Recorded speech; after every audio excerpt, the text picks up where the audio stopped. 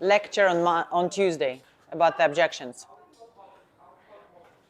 Is there anything still kept in the brain? That you have many types of objection. Huh? You have several types of objection, like the value objection, the money objection, and the decision-maker objection. Time.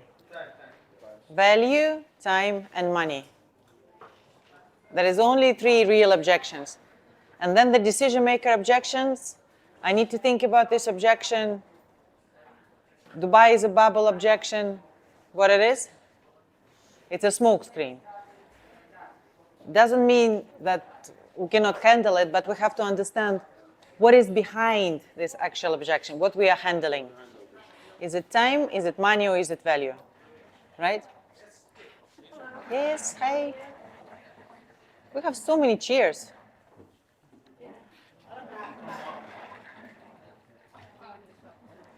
I just want to make sure that this is recording. Here it is.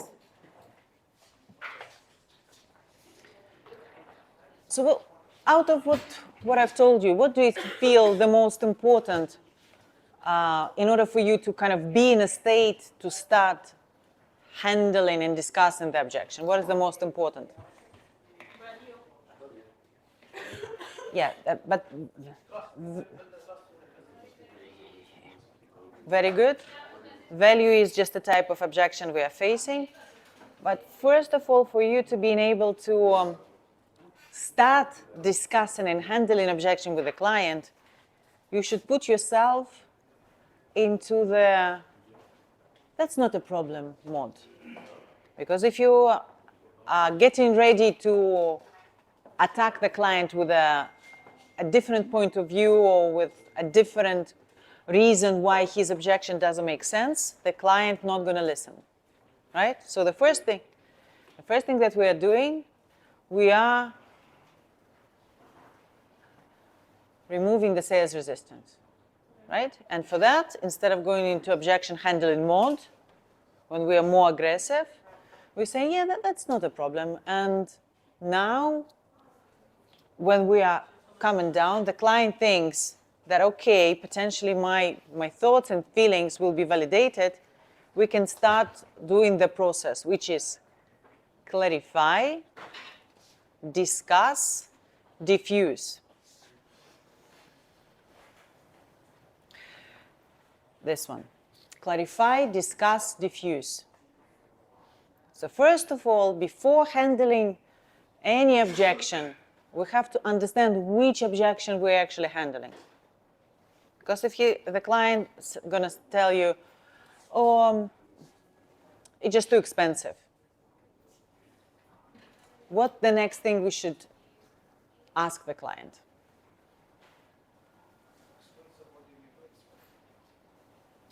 How do you mean? What do you mean exactly expensive? Why we are asking this? But what exactly do you want to clarify? What it can be potentially? But what it can be, let's say.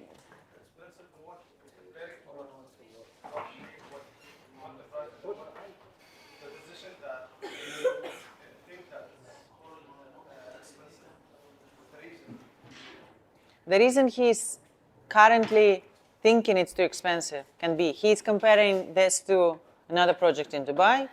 He's comparing this to another type of investment, which can be stocks or bonds or, I don't know, just keep the money in the bank. He's saying it's too expensive for him now because the money going to be arriving in a couple of weeks or in a couple of months. Or he just might not have the money altogether. But we don't know that yet. So for us to be able to identify which objection we're actually going to be handling, we have to clarify it. And we're not going to let him off the hook. So if we ask, what do you mean it's too expensive? He's going to say, oh, it's just too much money. Is this a response on the question or no? Can we move forward or no?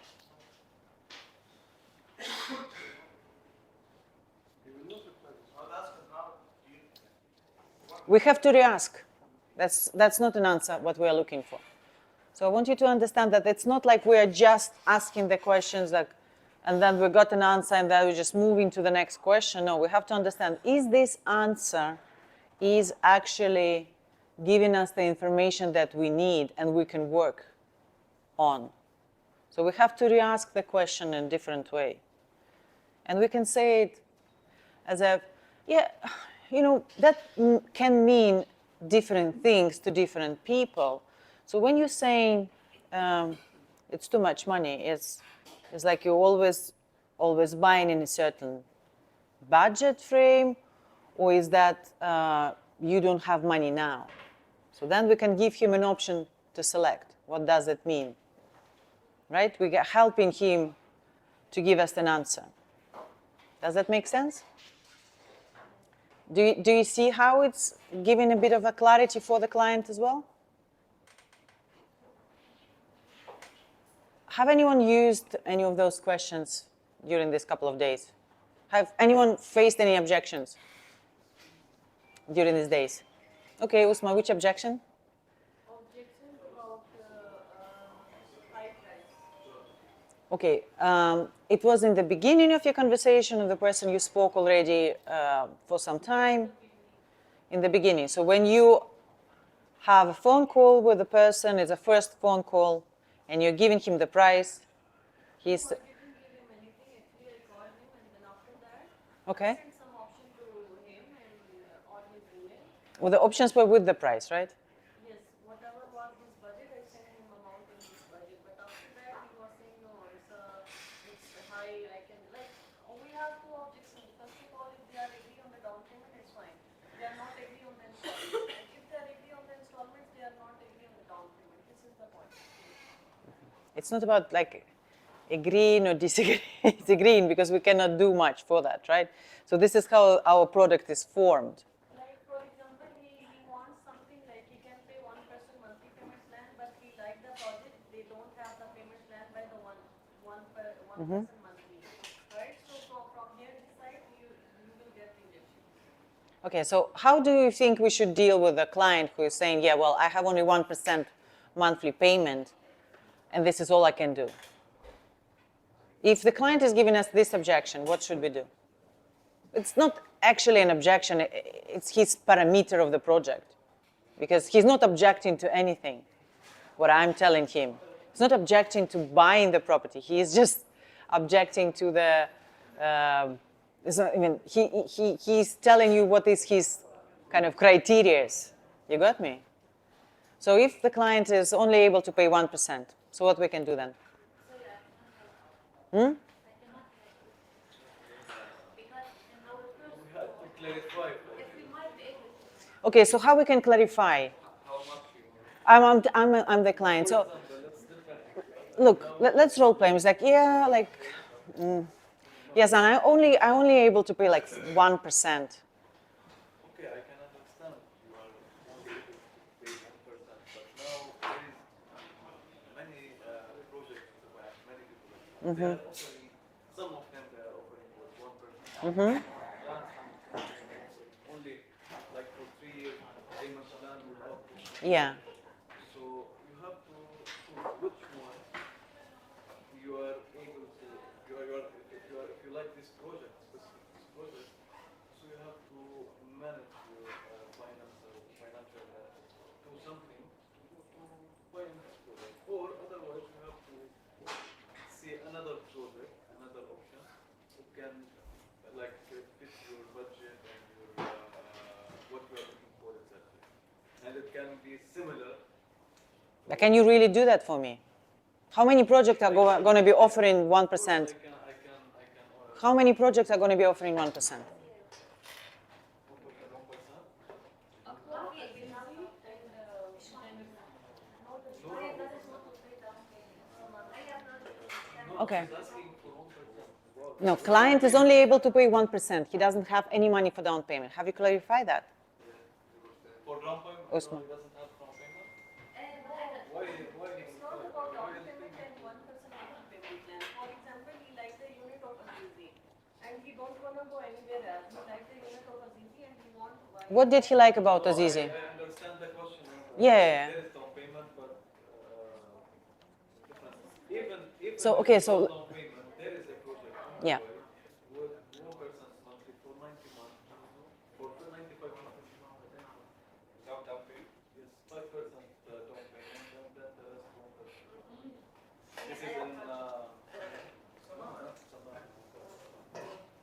leasehold. Leasehold.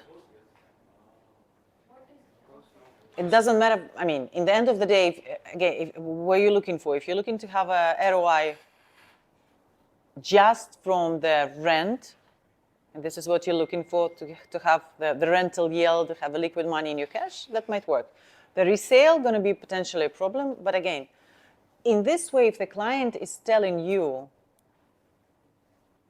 I want to pay just 1%, it's like, yeah, that's not a problem, but just help me understand, what are your kind of the parameters or kind of ideal criteria of the project in terms of what should the project have, a part of the location, to fit into your,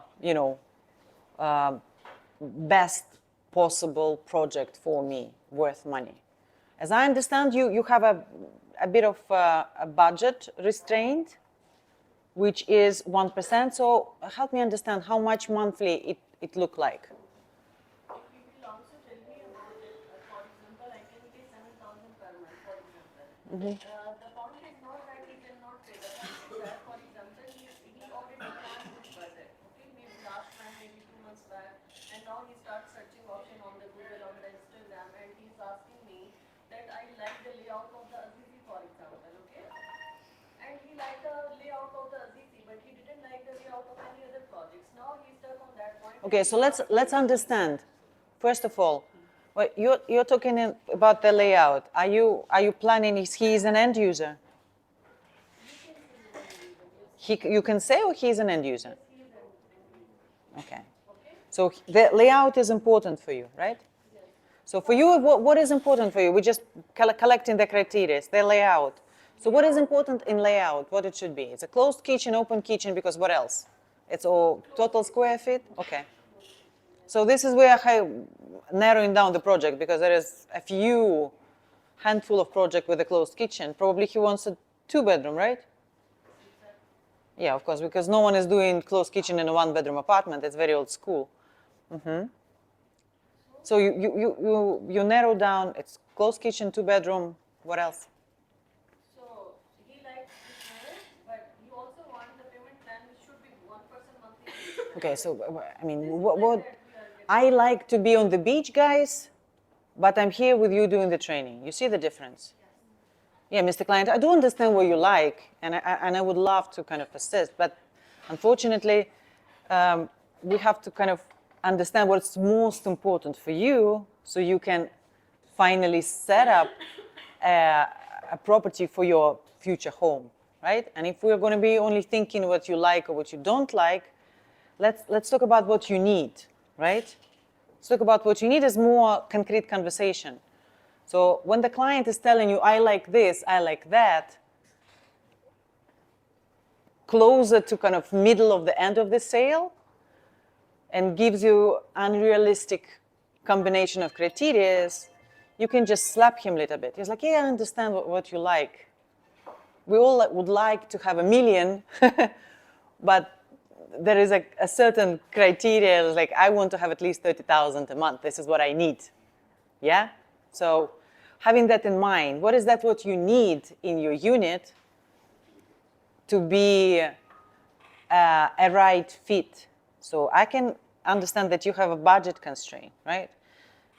And I'm sure you understand that the developer is not going to change the payment plan just for the single person, especially developers as easy. Yeah, it's not me building it, so I can negotiate. Unfortunately, if the other payment options are out of the picture, we have to focus on something which is giving the opportunity of the payment plan. Are you with me on that? Yes. So rather than reasoning him down, there is no way to work with him. Sometimes we have to, kind of, I don't want to say, but a little bit slap them in a good way. Yeah? Sometimes Okay, so what else he wanted? So he wanted something which is not realistic. Let me tell you something. Or it's realistic. The client, if he likes something 99%, for example. Okay, so let's not talk about some clients like out of collection of the client that you had. Let's talk about specific case, specific client. It's going to be like a case study. It was passed there, so it's finished now. Like, I'm not dealing with anymore. Okay. Got some problems. So which objection you had this week? Objection is the same that he liked the layout, but unfortunately he didn't like the payment plan. Okay, so when you're saying you didn't like the payment plan, there is nothing to like in the payment plan, right? Yeah. Just, can you afford it or no? Okay, so if you cannot afford it, and I completely respect that because we all have a certain like a budget limitation, which type of payments are you able to fulfill easily on a monthly basis so you will be able still to keep your family happy? I don't want you to live on like a no budget, not having any family trips or vacations for like 5 years and still able to purchase the property. What this number going to look like roughly? Start from there because you need to kind of qualify the client. The client is not qualified yet. Yes, Sandra. Yes. The client usually 99% of the time they know that they have to pay a down payment. Even when a client wants to take a mortgage, for example, and he's resident, he has to pay 20% down payment.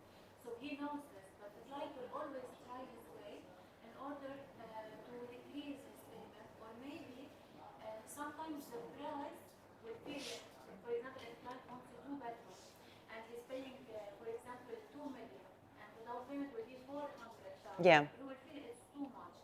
So here, as the agent, our job is to, this objection of money will become an objection of value. So we have to turn the objection of money and transfer this 2-bedroom into a studio so we can afford the down payment. And one time I faced this problem with a client and he wanted to take something bigger, but he told me like I cannot pay a 20% down payment. So after negotiation, I convinced him to go for a studio, and I even told him He started from 2-bedroom. exactly, especially because he wanted it Yes. as an investment. And I also told him because when you have this such a problem, you tell the client, okay, what I can do for you because I cannot change the payment plan. What we can do is we can like start with a 10% down payment and we try to delay your second 10% with the developer. I will negotiate with him to see how much we can delay. And this is what we did. And he paid the 10% and I delayed the second 10%. Yeah. But when a client will tell you, I don't have a down payment, yes, he do, but he just maybe doesn't have for a certain unit down payment, or he just want to, or he's just a liar, he just want to decrease it, or doesn't want to pay the full amount. Of course. If the client is lying, he knows that he will pay the down payment, even if he's going to take a loan. Or literally he has zero knowledge and he doesn't know anything, and this is most probably how it is. So he knows he's just a liar. So you have to turn, or at least to shift the objection from money into value. Or, to say better, thank you so much, you have to qualify them. Yes. What are you actually, I know that you are talking about the 2-bedroom, right? The 2-bedroom is with XYZ price. Have you done some homework calculating how does it works? Yes, no, why? So when you've done it, do you feel that it's something that you can do? No. Yes.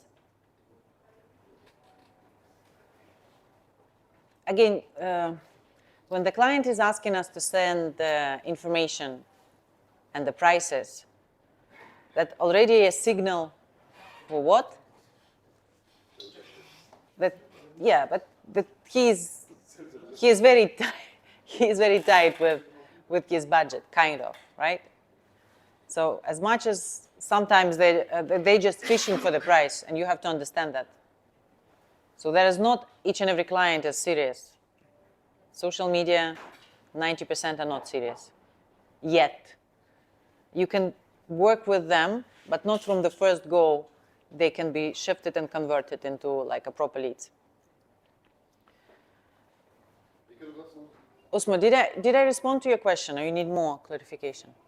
How to deal with it? Just give me only 1 minute. I will explain my pain and then understand. Yes, of course. We have 10 clients, for example. Okay, they like the project 99%, but there is some point where they will stop. They will not respond to you. Okay, the point is that maybe they don't like the layout, maybe they don't like the payment plan, or maybe they don't like the location, but they like each and everything. This is the point where we stop responding us. Okay. Now you got me? Yeah, of course. So when you're saying he liked this, he liked that, how do you understand that he did? Okay. One of my clients, he liked the project. What does that mean, he liked the project? Tell He me. liked location, he liked payment plan, he liked What did he like about the location? location because he liked He told you what did he like about the location? this because of our he interested in our prices like And why he was looking to buy in the first place? in Dubai, he already has so many projects in properties in Dubai. He is interested in it. So why he wanted this one? He has already have too many. This is his choice. He liked Anyone can help Usma? Is this really a problem that we can solve? That is. Well, she's saying, I'm asking why he wanted to buy. He has already have projects. Why he's buying again? She's like, oh, because just he likes it, he wants to buy again. Why? What happened now? This is we assume. Have you asked him why he decided to purchase again? because What's happening with the other project?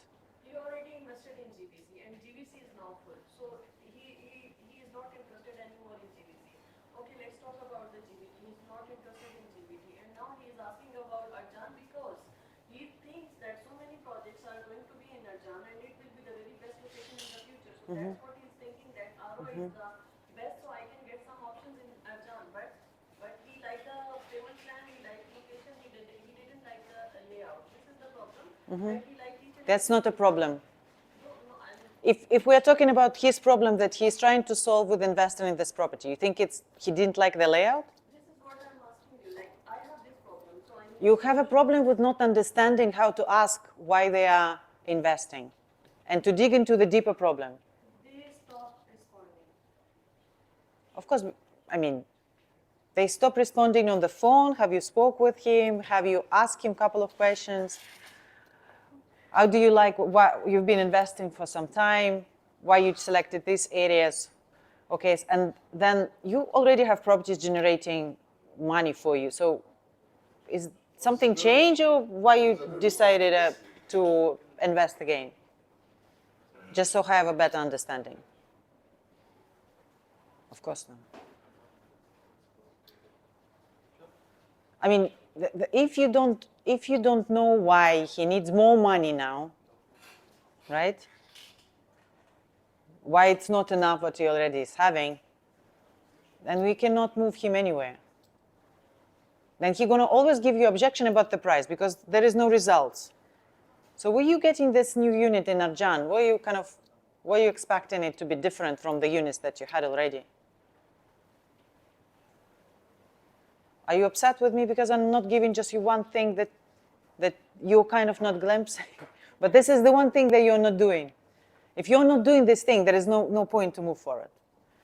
If they're giving you, I just want to invest, and you're just like, okay, fantastic, he wants to invest, and you're just like jumping up, and then he's gonna stop responding to you because he doesn't see the value. No, I never do that. Okay.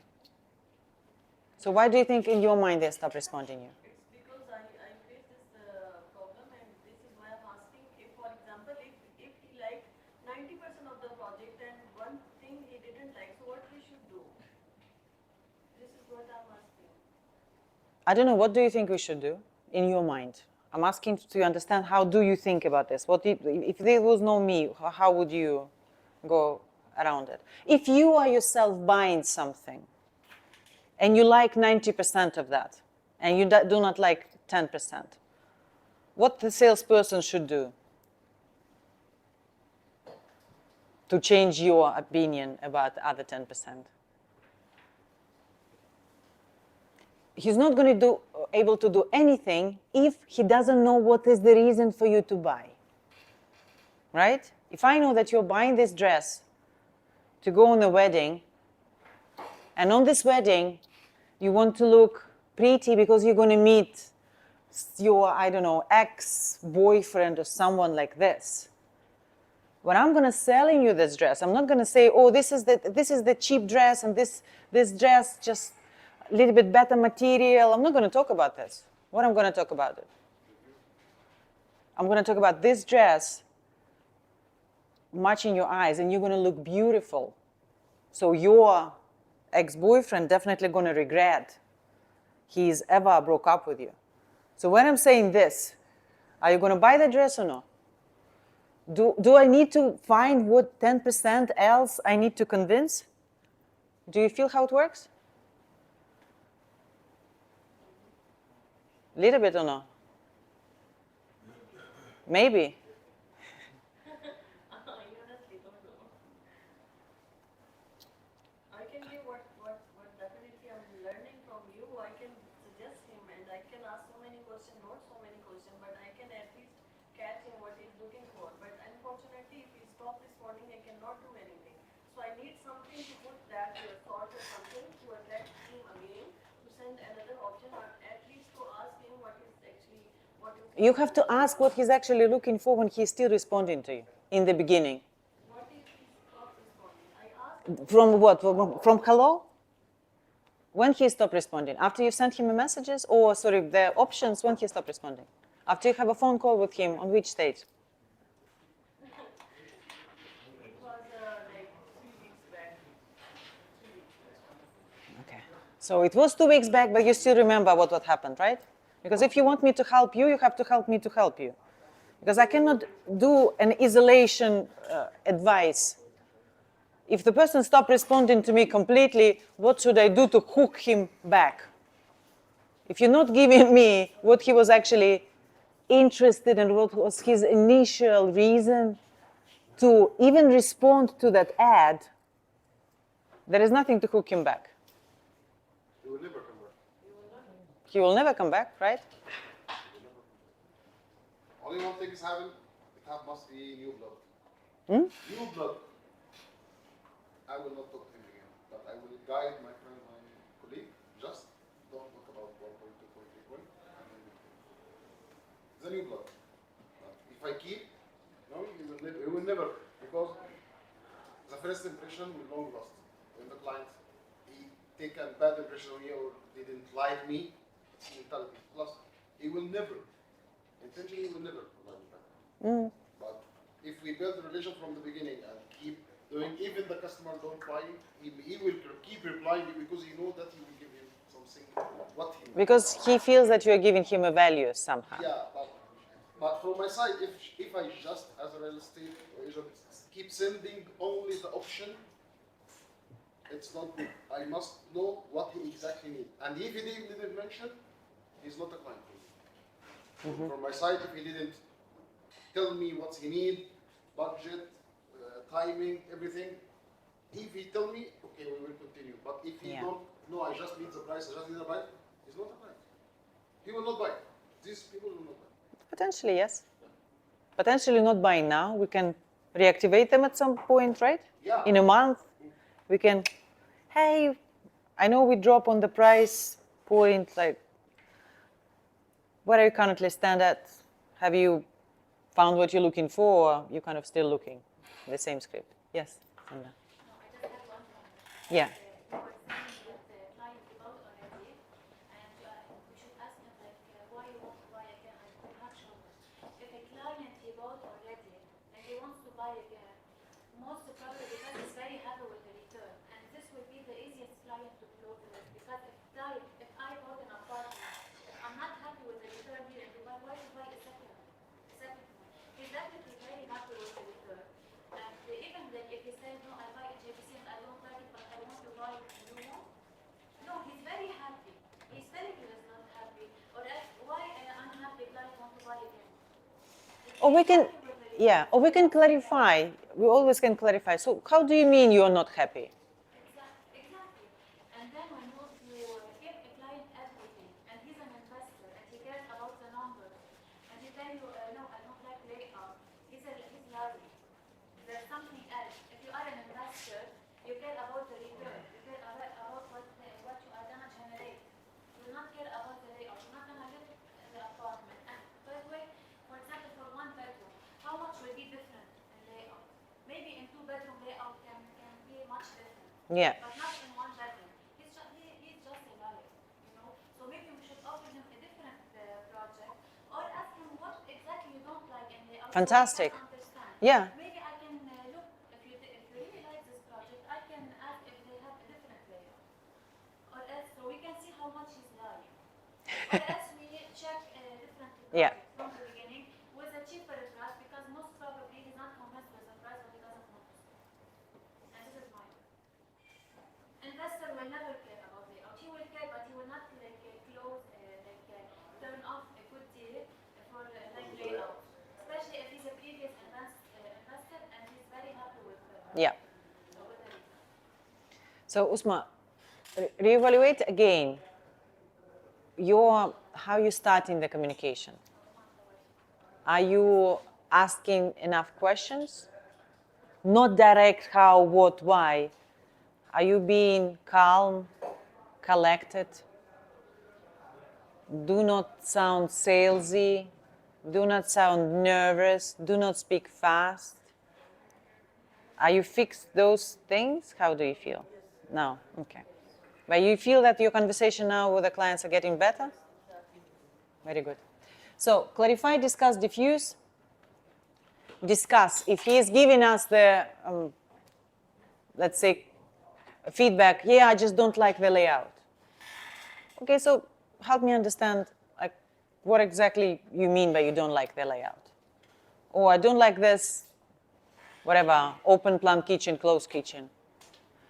Oh yeah, okay, I'm with it. And is there any particular reason you do not like it?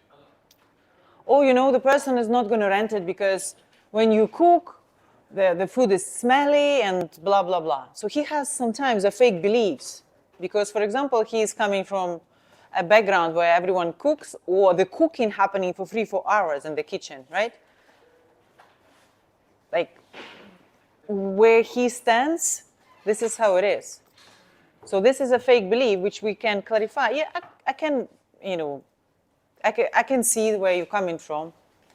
And the tenants which going to be living in your apartment, it's probably going to be a young couple, which are working from 9 to 5. Do you think that they're going to be cooking a lot? Oh, nah. So can I make a suggestion? And you're making a suggestion. Like from what you can see on Dubai market, the people are so busy. Most of the time they're going to be eating out or ordering food. And the tenants that we are dealing with, and we have 400 apartments, for example, that we are managing as a company, we never had a problem with someone is not able to rent an apartment because the kitchen is open or closed. I'm not saying it's never going to happen. There are going to be specific clients from specific places, specific nationality. We do not want to say that. But it depended on you, which kind of clients do you want to have. With Europeans, you're never going to have this objection. And I'm sorry to say to all of our Arabs and Asians, all the landlords, they want European clients most of the time, right? Is anyone who has been dealing with the rentals? This is what they want. They want European clients. And I will tell you even more, the European couple will never rent an apartment with a closed kitchen. They don't see the value in having this space unused because they're never going to be in the kitchen anyway. Right? That's it. Boom. We don't have objection. Clarify, discuss, diffuse. Diffusing through, can I make a suggestion? But we are not making a suggestion earlier in the conversation. We are clarifying, discussing what does he mean, right? And then, can I make a suggestion? Michael, clear? You got it? Okay. before we respond to any questions or any kind of potential rejections or objections, we can always ask for more clarification in a different way.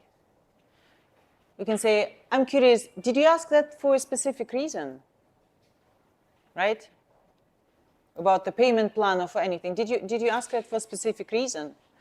Can I ask where you got this information? If he's talking about Dubai as a bubble. By the way, I'm preparing the training about what is a bubble in a kind of, I don't know, it's not a psychological, it's economical way, how the bubble is formed, why the bubble is happening, and the kind of the reasons of the bubble going to burst, or how we can evaluate the Dubai economy based on the criteria of the bubble and see on ourselves, is it actually a bubble or not? I will try to find more articles so you can share them with the clients. The articles are like outside of Dubai real estate market, maybe talking about different bubbles in different countries. If you will have someone who is really fixated on that, that's going to help. Yeah, will that help? How many objections about the bubble do you have? I never guess in the bubble. Because you don't believe in this yourself. This is what we're. If we feel, that's the funny thing. If we feel like I'm not sure if it's a bubble or no, people are going to give it to us. Okay. Can you tell me more about that? Or when you say Dubai is a bubble, what behind that so I can understand? Again, if we're talking about this bubble example, that may mean that the person beforehand being involved in some sort of real estate ownership in a country which, I don't know, the bubble burst or the country got into the currency, on currency devaluation. It's something we have to untangle and get out of the client, because if we are not finding out the reason he is fearful, he is afraid, we're not going to be able to help him overcome the fear. Right? For us to diffuse it, to make it go, we have to help him to see the different perspective of what had happened to him, or the reason that happened to him, and why that potentially not going to happen again, and how we can protect him from that scenario. Any questions on that? Okay, I feel that, have we been talking about fear-based objection, or let's keep it for the next lecture? Because I want to give you a little bit more, I want to add a bubble here. So next Monday, we're going to have a little bit more meaty conversation. Yeah? Cool? So we're going to have a small exam on